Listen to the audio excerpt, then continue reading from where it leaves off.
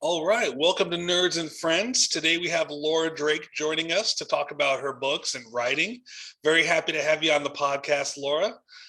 This is my co-host Will, who's an awesome illustrator and artist, and we're really excited to have you on today. Yeah, I'm excited to be here. It's nice to meet both of you, and that's really cool that you can illustrate well. I'm super jealous already.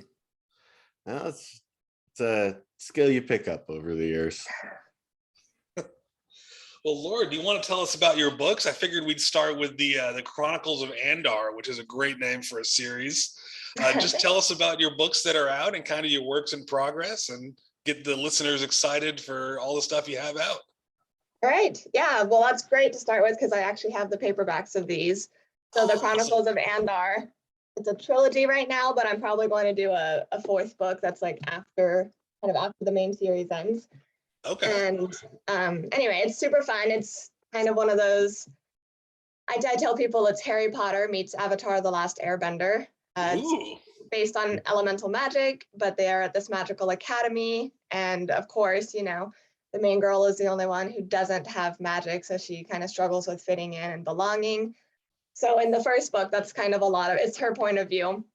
Okay. And it's pretty fun. I love, like, it's her and three friends. They're like this group of best friends. And I just love good friendships in books. Because I don't know, it's just so uplifting, I feel. That's awesome. Yeah, so it's their story, and like all this crazy stuff happens at the school.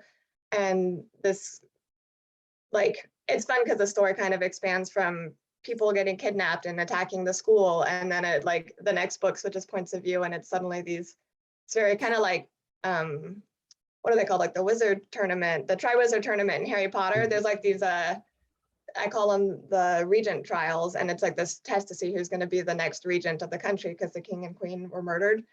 Wow. So that happens in book 2. And then book 3 is all about like the country fracturing in civil war and them trying to like reunite the regions. And so it just kind of expands way past the school stuff, but it starts out very like academy setting. That's really epic. That's really cool. Yeah, it was super fun to write. Like that was my first trilogy and I had so much fun with it. That's awesome. How long did it take you to write all 3 books? I don't know exactly. Let's see, probably about 2 years. Like the first one, I whipped it out pretty quickly. I actually was living in Japan at the time and I had a dream, and that's what it turned into, that series. And I wrote it when I was in Japan, like just after school every day I worked on it, or I guess after work. And then I remember coming home. I didn't publish till I came home, and I was just about to like be like, I think I'm ready. And then my sister-in-law read it and she's like, oh no, man, there's so many problems here. And I was like, no. Revising is the hardest part. Yes, it's the worst. I learned to use her much earlier in my process, so I didn't have to go through that spiraling depression again. You always gotta get past that murder your darlings phase. Yeah, and I'm like, it's so weird to me because like I'm a pretty critical reader, especially now that I'm writing. And yeah, I'm like blind to the problems in my own book, like 50% of the time. Like, how did I miss that? Yeah.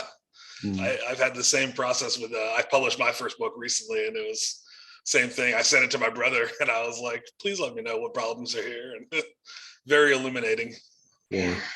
Yeah, it's really nice too, because she's a English teacher in high school. So she's like she loves character relationships and character development. So I'm always like, plot, plot, plot. And she's like, no, but like, what about your characters, Laura? And help develop them. And I'm like, oh, fine. Yeah. So she's been super useful.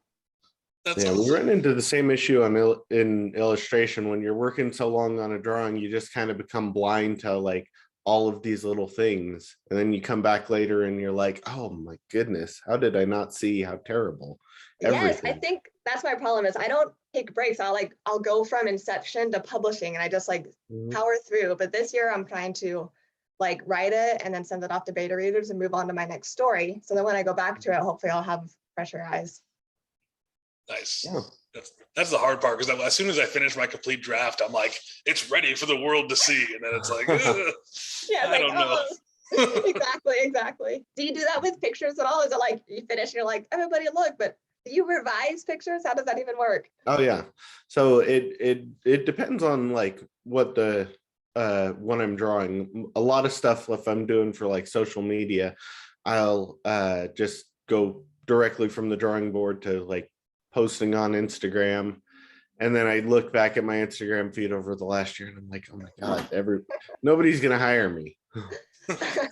Versus like if it's actual client work, then you can like you have a bit more of a schedule. It's less of that like urge to just like keep the algorithms happy. And so you can just you can take a little time away to make sure that you're fulfilling the client's needs. But yeah, it's hard to have that self-restraint for yourself, I suspect.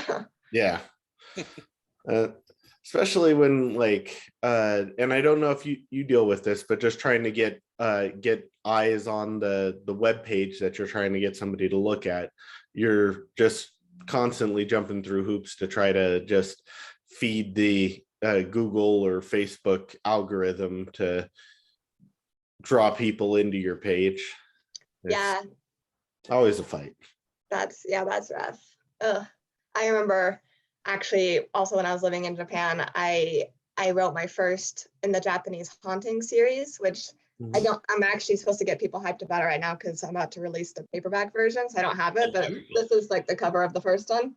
Oh, you can congrats. See it. That's awesome. Yeah. So I remember writing it and I was like, this is awesome. It's so good. And I like sent it to friends and family and like, I don't know, random people from college I hadn't spoken to in years. And I was like, guys, read this. And they were like, yeah, it's great. And then I went back to it like a year later after writing or more than a year later.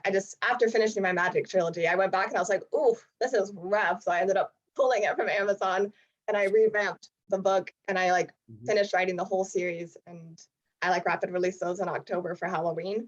But I remember when I went back, I was like, you wouldn't have believed how many suggestions I had on my own writing for every page. Oh, wow. Yeah, just have to go in and look at all the red pen marks.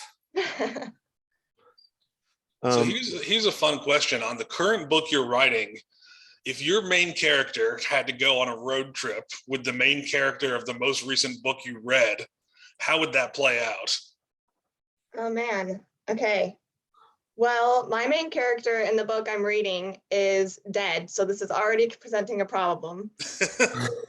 And she would be going on a road trip I just reread a fantasy telling of Pride and Prejudice, and I actually really loved it. It was so well done. That's awesome. So who knows if it was Elizabeth, I can't remember what her name was in the book, but the Elizabeth Bennet character, she might have fun. But if it was with Darcy, then I imagine it'd be a pretty strained road trip.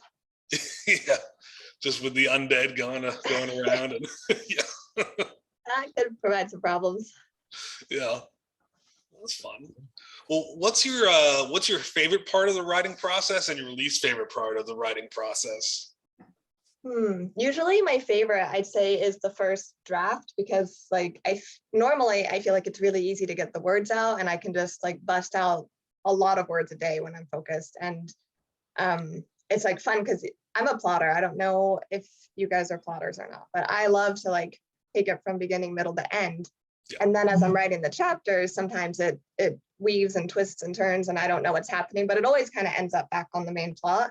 Yeah. And so it's like fun to see all the details fall into place that you don't have when you're plotting. And I really like that. And I don't know, it's a love-hate relationship with revising. I'm sure a lot of people feel that way. Like it's very soul draining, but it also like, it's so amazing when you look at your book, you're like, wow, it was like this. And now it like kicks that version's butt, you know? Yeah. So it's good and bad. But by that point, I feel like you're super burned out and you just want to be done. Yes, I agree 100%. So that actually kind of raises an interesting question because on one book series you have a trilogy and you have multiple entries in the Japanese Ghost series as well.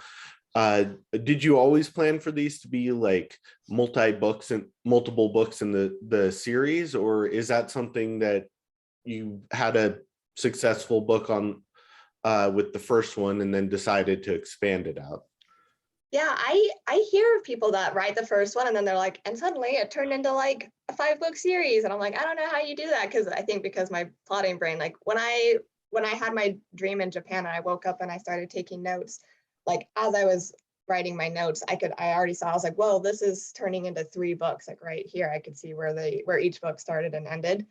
And same with Japanese hauntings. Like I knew that the first book was just an introduction, even though I wrote 2, 3, and 4, like almost 2 years later, and I didn't know exactly what was happening in them. Like I knew I wanted to introduce, so each book in the Japanese series, it introduced a different Japanese urban legend. So they're based on like, not fiction, but like actual cultural references in Japan and stuff. And so I knew I wanted to bring in multiple ghosts. So I wanted multiple books. So I kind of took the first story, and I, like, the ghost we meet in book 1, she kind of spans the whole series. And while they're trying to solve that story the whole time, they're meeting new ghosts every book. Oh, okay.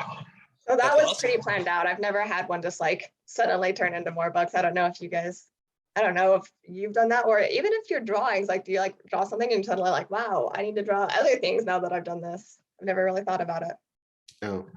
Oh yeah, there's always the Bob Ross happy little accidents whenever you're drawing anything, of just doodling in a sketchbook and suddenly, oh, that's a great idea. Thankfully, like, I don't have to write backstories for any of these things. Like, I just have to make it look cool. So it's a little easier from my point. That's super cool. You'll have to send me your links later so I can look. I wish, like, I can look at something and kind of sketch it if it's like cartoonish. I'm terrible with real people, but like I can't do anything like original, which feels like it's, what's the point? Yeah, when we post this, we'll have everyone's social media, all 3 of us there on the links. So yeah, Will's got some really great art out there. I really enjoy. We play Dungeons and Dragons, and he'll illustrate our characters, and it's just the best. Oh, cool. Yeah. Yeah. So I co-write a RPG story with my friend, which is probably know it's like Dungeons and Dragons meets novels, and I definitely draw on my years of Dungeons and Dragons with my brothers to like, I'm like, oh yeah, and the leveling and the skills and all that. It just comes very naturally. That's awesome. Yeah, we just played last night and had a good session at Will DMs. So. I don't know if you guys know, I love Dungeons and Dragons, but my brothers got me hooked on this game called Gloomhaven. Oh, I haven't heard of it. You should. It's like a 20-pound box, so it's it's not for the faint-hearted, I'll tell you that. But it's kind of like Dungeons and Dragons, except for it's card based. Like your characters, you have cards. It's like a deck building game, and it's super fun because the story is like already built into the little manual. It's like they have the scenes that you read as you go through, and you make choices, and it closes off other options, and it's super fun. You should try it. Okay, I'll check that out. That's awesome. Yeah. Very cool. Well, here, I'm going to go to our little list of questions here. Tell us about your favorite minor characters in your story, like the ones that really they didn't have a big part in your plot, and they just kind of came about, and you were like, oh, these characters are fun. I'm going to put a little bit more of a spotlight on them. Like in the magic books, there's this one character, and especially in book 1, so she, obviously not having magic, she doesn't go to the normal classes. So she's had this tutor, essentially like a one-on-one tutor for the last 8 years. Oh, cool. And he kind of turned into this old role for her. And he's really cool. Like, he wasn't necessarily supposed to be super developed when he was there, but he just he stuck around, for all 3 books. And he's, with him caring about her and the friends so much, he ended up playing a pretty big role. And I remember when I was writing book 1 at work one day in Japan, and I was like writing part of the story, and all of a sudden I was like, oh my gosh, is this like, I'm not going to spoil anything, but I found part of his backstory out that I didn't know, and I was like shocked. And I'm like going through my day in a daze with nobody to share it with, because nobody's read any of my books at that point. And I was like, I need somebody to understand how crazy this is. That's an awesome feeling. That's a great experience. Yeah, so that was pretty fun. I don't know in my magic book if there is one actually. So not magic, the hauntings books, it's originally for a 4-book series, and it like wraps up with the 4th one, but I'm thinking this year for Halloween, just for fun, I might do a 5th book and revisit the world.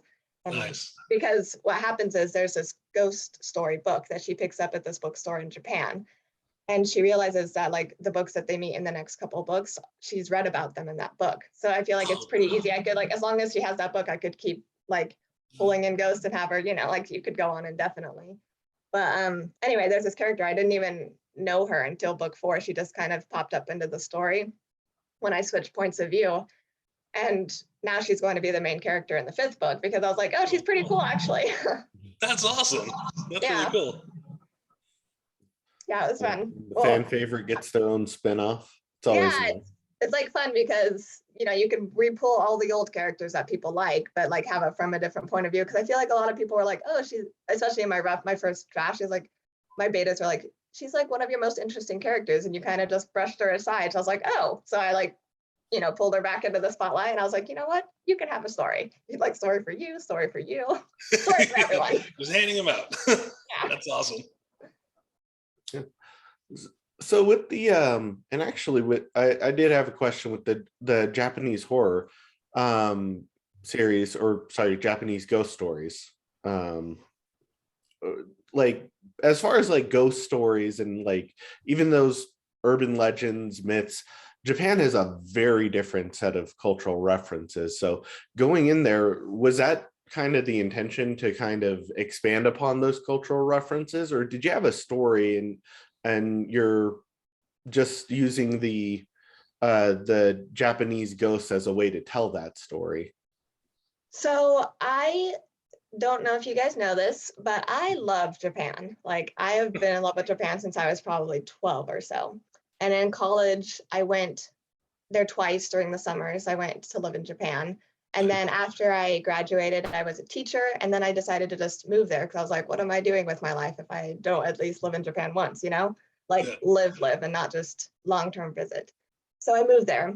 And so obviously I like love the culture. And I think a lot of it was that I wanted to, you know, not raise awareness, because it's not like people don't know about Japan, but I wanted to make other people love Japan the way I love Japan and show them its culture and its cool spots that they might never see, because most people are never going to go to Japan.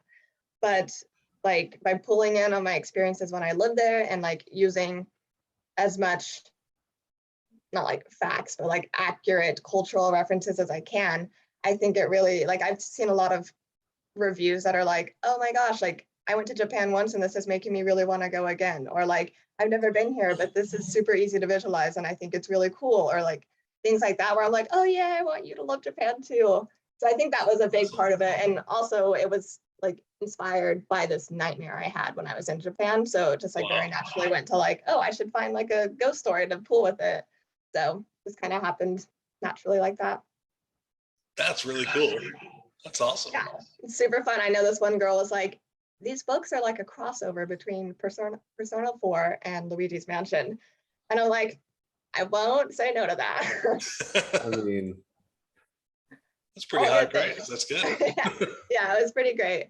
And it's like, it's fun too, because I love suspense movies. Like I like being scared and like that, you know, the edge of your seat feel, but I don't love gore or like even crazy swearing, or like I don't even like necessarily like I don't know, in college I was really into more like the movies like Insidious or Haunting in Connecticut, or like those, you know, ghost story-ish. But now I feel like I'm more just like suspense. I like suspense more. But these books are fun because I feel like a couple of people actually compared them to The Grudge. And so it's like very, I think it's probably the Japanese feel too, but like it's very suspenseful, but also like totally clean. So like anyone who can handle suspense could read the books, you know? Nice. yeah. That's I awesome. think that is kind of an interesting point, because like a few years ago we had like The Ring and The Grudge that both came out, and a lot of people kind of started getting into a little bit of Japanese horror then, and then kind of just trailed off after the next couple of years. And so that's just kind of an interesting thing to see those like that getting used into popular media again. It's always fascinating, especially here. Me and Josh are both in America. I'm not sure where you're living these days, but America. oh, awesome. But yeah, you don't get a lot of that in media. You get a lot of the like the anime references, but not a whole lot of like the Japanese horror nowadays. Yeah, I actually, one of my ARC readers that I don't know her, but she just like joined my ARC list. And anyway, she's Asian. I'm not actually sure. I want to say it's like, I can't remember. She told me it was like Singapore, maybe. I don't remember. It's not Japan. But she told me like in one of her reviews, she was just saying how much she loved having a ghost story based on like Asian lore and not like American stuff, you know, like she just like, Yeah. it's not even her country, but it's just like kind of, you know, Asia. And she just loved it so much. And I think I also enjoyed that because I like representation. But you're supposed to write what you know. So I don't want to just be throwing like token Black characters and Chinese characters out, but like Japan is something that I know. And so like the main character's love interest is a half Japanese boy, and they go to Japan for one of the books. And so there's like a lot of, you know, Japanese thrown in. So that was super fun for me because I can feel confident including this. Yeah. That's awesome. Yeah. That's really cool. Thanks. Well, we're almost out of time, but Laura, it was so great having you on the podcast. Really enjoyed talking with you, and we'll put all the links to your books on here because I know our listeners are going to want to check them out, and so are we because those books sound awesome. So we really appreciate your time coming on the podcast. I appreciate it, and I'm really glad we're supposed to release all the Japanese books in paperback, like this omnibus set, near the end of February. So you have to keep your eyes open for that if you like to own them like I do.